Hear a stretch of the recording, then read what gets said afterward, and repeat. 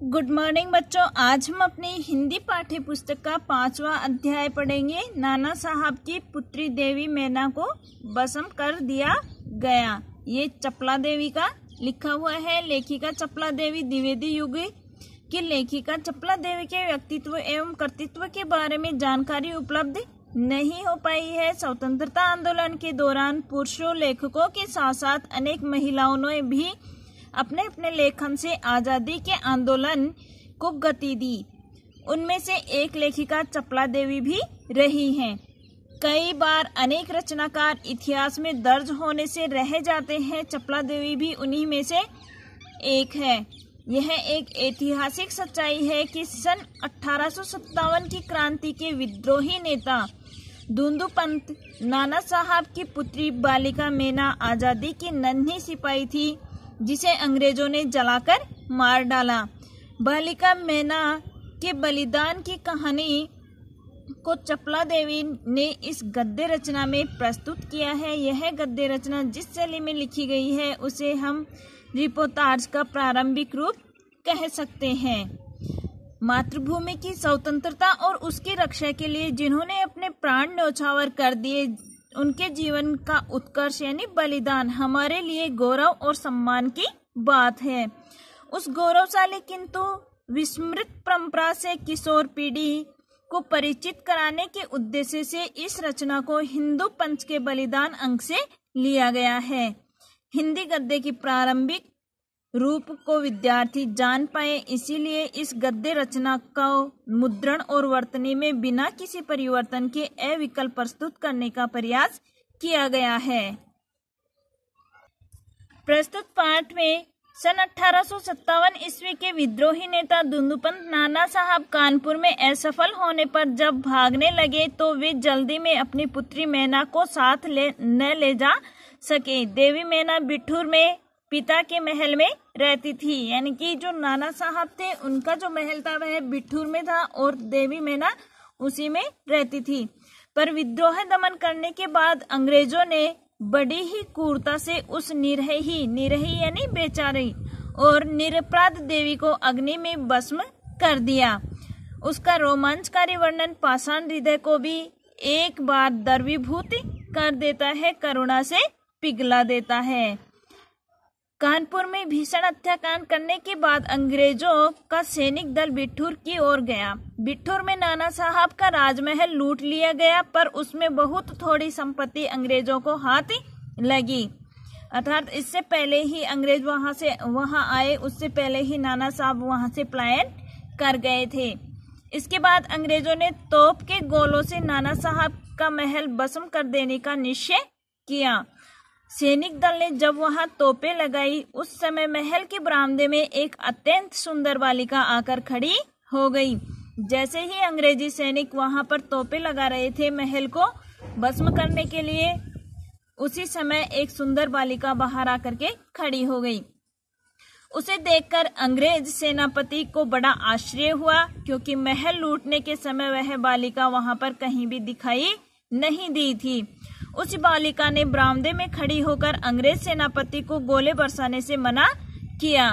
उसकी करुणापूर्ण मुख और अल्प वयस देखकर सेनापति को भी उस पर कुछ दया आई। सेनापति ने उससे पूछा कि क्या चाहती है।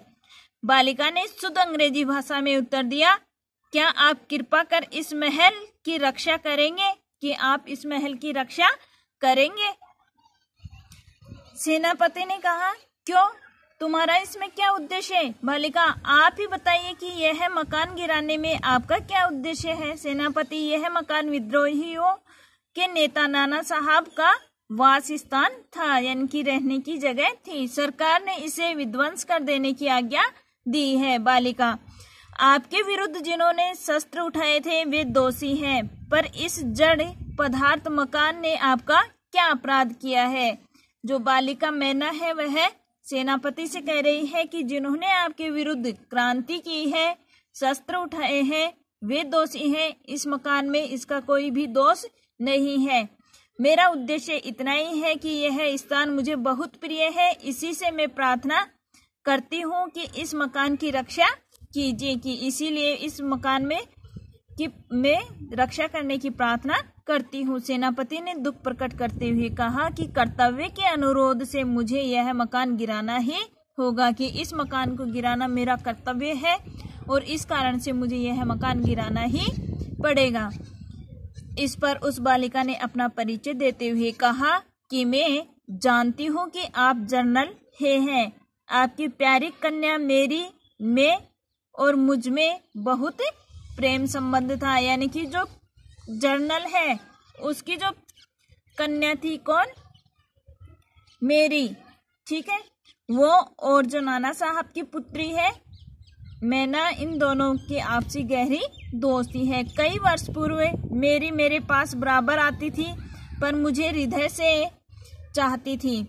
उस समय आप भी हमारे यहाँ आते थे और मुझे अपनी पुत्री के ही समान प्यार करते थे। मालूम होता है कि आप वो सब बातें भूल गए हैं। मेरी की मृत्यु से मैं बहुत दुखी हुई थी। उसकी एक चिट्ठी मेरे पास अब तक है। यह सुनकर सेनापति के होश उड़ गए। उसे बड़ा आश्चर्य हुआ और फिर उसने उस बालिका को भी पहचाना और कहा कि अरे, यह तो नाना साहब की कन्या है, मैना है। सेनापति हे कुछ क्षण ठहर कर बोले कि हाँ, मैंने तुम्हें पहचाना कि तुम मेरी पुत्री मेरी की सहचरी हो, सहपाठी हो, किंतु मैं जिस सरकार का नौकर हूँ उसकी आज्ञा नहीं टाल सकता। तो मैं भी तुम्हारी रक्षा का प्रयत्न करूंगा, कि मैं तुम्हारी रक्षा का प्रयत्न कर सकता हूँ, लेकिन मैं उसका जो आदेश है उसे मैं टाल नहीं सकता। इसी समय प्रधान सेनापति जनरल आउट्रम वहां आ पहुंचे और उन्होंने बिगड़कर सेनापति हे से कहा कि नाना का महल अभी तक तोपों से क्यों नहीं उड़ाया गया। सेनापति हे ने विनय पूर्वक कहा कि मैं इसी फिक्र में हूँ, किंतु आपसे एक निवेदन है, क्या किसी तरह नाना का महल बच सकता है? आउट्रम गवर्नर जनरल की आज्ञा के बिना यह संभव नहीं है। जो आउट्रम था उसने कहा कि यह आदेश तो हमें गवर्नर जनरल से ही लेना पड़ेगा। नाना साहब पर अंग्रेजों का क्रोध बहुत अधिक है। नाना के वंश या महल पर दया दिखाना असंभव है। सेनापति है तो लॉर्ड कैनिंग अर्थात गवर्नर जनरल को इस विषय का एक तार देना चाहिए। आउट्रम, आखिर आप ऐसा क्यों चाहते हैं? हम इस महल को विध्वंस किए बिना और नाना की लड़की को गिरफ्तार किए बिना नहीं छोड़ सकते। सेनापति है मन में दुखी होकर वहां से चला गया। इसके बाद जनरल आउट्रम ने नाना का महल फिर से घेर लिया और महल का फाटक तोड़कर अंग्रेज सिपाही भीतर घुस गए और मैना को खोजने लगे। किंतु आश्चर्य है कि सारे महल का कोना कोना खोज डाला, पर मैना का पता नहीं लगा। उसी दिन संध्या समय लॉर्ड कैनिंग का एक तार आया, जिसका आशय इस प्रकार था। उसी दिन जिस दिन जो नाना साहब के महल को गिरा रहे थे, उसी दिन एक तार मिला उनको। वो था कि लंदन के मंत्रिमंडल का यह मत है कि नाना की स्मृति चिन्ह मिटा दिया जाए, इसीलिए वहां की आज्ञा के विरुद्ध कुछ नहीं हो सकता। उसी क्षण कुर जनरल आउट्रम की आज्ञा से नाना साहब के सुविशाल राज मंदिर पर तोप के गोले बरसने लगे। घंटे भर में वह महल मिट्टी में मिला दिया गया।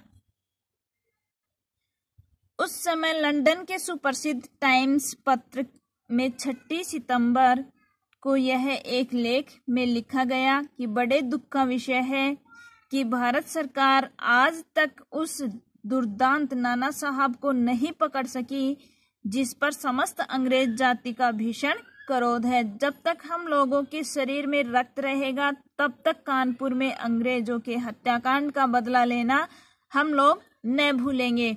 उस दिन पार्लियामेंट की हाउस ऑफ लॉर्ड्स सभा में सर थॉमस हे की एक रिपोर्ट पर बड़ी हंसी हुई, जिसमें सर हे ने नाना की कन्या पर दया दिखाने की बात लिखी थी। हे के लिए निश्चय ही यह एक कलंक की बात है कि जिस नाना ने अंग्रेज नर नारियों का संहार किया, उसकी कन्या के लिए अपना सारा जीवन युद्ध में बिताकर अंत में वृद्धावस्था में सर थॉमस हे एक मामूली महाराष्ट्र बालिका के सौंदर्य पर मोहित होकर अपना कर्तव्य भूल गए। हमारे मत से नाना के पुत्र, कन्या तथा अन्य कोई भी संबंधी जहां कहीं भी मिले मार डाला जाए। यानी कि जब नाना साहब की पुत्री मैना थी, उसके लिए सर थॉमस ने दया की याचना की थी अंग्रेज सरकार से, तब उनका मजाक बनाया गया था और आदेश दिया गया था कि जहां पर भी नाना साहब का कुछ भी मिले उसे पूर्ण तरह नष्ट कर दिया जाए। नाना की जिस कन्या से हे का प्रेमालाप हुआ, उसको उन्हीं के सामने फांसी पर लटका देना चाहिए। सन 57 के सितंबर मास में अर्धरात्रि के समय चांदनी में एक बालिका स्वच्छ उज्जवल वस्त्र पहने हुए नाना साहब के भगना विशिष्ट प्रसाद के ढेर पर बैठी रो रही थी। पास ही जनरल आउटरम की सेना भी ठहरी थी। कुछ सैनिक रात्रि के समय रोने की आवाज सुनकर वहां गए। बालिका केवल रो रही थी, सैनिकों के प्रश्न का कोई उत्तर नहीं दे रही थी। इसके बाद कराल रूपधारी जनरल आउटरम भी वहां पहुंच गया। वह उसे तुरंत पहचान कर बोला, ओहो, यह नाना की लड़की मैना है। पर वह बालिका किसी और न देखती, न अपने चारों ओर सैनिकों को जरा भी नहीं डरी। जनरल आउटरम ने आगे बढ़कर कहा, अंग्रेज सरकार की आज्ञा से मैंने तुम्हें गिरफ्तार किया। मैना उसके मुंह की ओर देखकर आर्त स्वर में बोली कि मुझे कुछ समय दीजिए, जिसमें आज मैं यहाँ जी भरकर रो लूं, कि मुझे कुछ समय दो जिससे मैं यहाँ पर जी भर के रो लूं। पर पाषाण हृदय वाले जनरल ने उसकी अंतिम इच्छा भी पूरी होने नहीं दी। पत्थर हृदय वाले जनरल आउटरम ने उसकी जो अंतिम इच्छा थी उसको भी पूरी नहीं होने दी। उसी समय मैना के हाथ में हथकड़ी पड़ी और वह कानपुर के किले में लाकर कैद कर दी गई। उस समय महाराष्ट्रीय इतिहास सेवता महादेव चिंटनविंस ने भाकर पत्र में छापा था, कल कानपुर के किले में एक भीषण हत्याकांड हो गया। नाना साहब की एकमात्र कन्या मैना धधकती हुई आग में जलाकर भस्म कर दी गई। भीषण अग्नि में शांत और सरल मूर्ति से अनुपमा बालिका को जलती देख सबने उसे देवी समझकर प्रणाम किया। अर्थात सभी लोगों ने उस देवी मैना को देवी समझ करके प्रणाम किया। धन्यवाद।